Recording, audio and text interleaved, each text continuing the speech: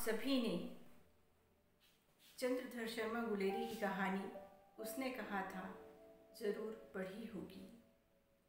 ये कहानी एक बहुत ही सुंदर और कालजयी कहानी है, जिसके पात्र लहना सिंह और सूबेदारनी को भला कौन भुला सकता है।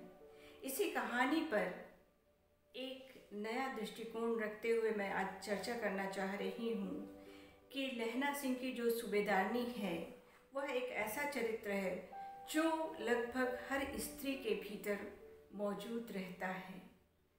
मेरे इस छोटे से लेख का शीर्षक है लहना सिंह की सूबेदारनी और स्त्री के भीतर की स्त्री।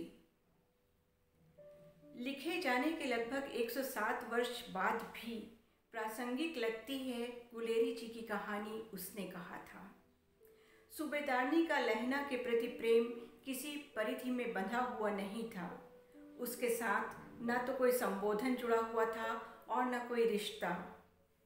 उसने कहा था, कहानी में सूबेदारनी एक औरत का बाहरी स्वरूप था।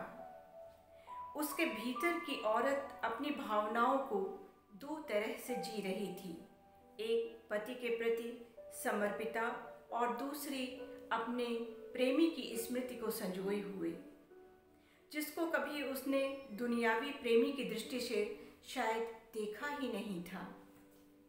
जिसने भी चंद्रधर शर्मा गुलेरी की उसने कहा था कहानी पढ़ी है, उसे यह संवाद कभी भी नहीं भूल सकता कि जब लहना लड़की से पूछता है, तेरी कुड़माई हो गई, और वह लड़की धक कहकर शर्मा जाती है। लहना का इस तरह से पूछना लड़की के मन को गुदगुदाया तो अवश्य होगा।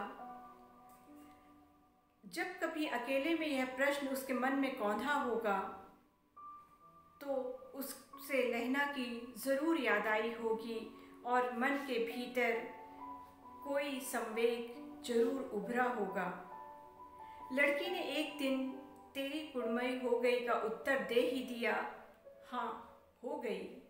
लहना विचलित हो गया और वह लड़की, उस लड़की के विवाह जिससे हुआ, वह आगे चलकर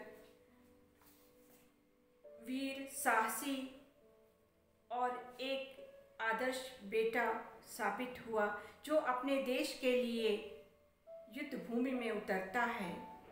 आर्थिक संपन्नता, सामाजिक दृष्टि से सुखद पारिवारिक जीवन, ये सब कुछ सूबेदारनी को मिला और उसने अपने दायित्व को भी बड़ी ही कुशलता से निभाया, जैसी कि हर भारतीय स्त्री निभाती है।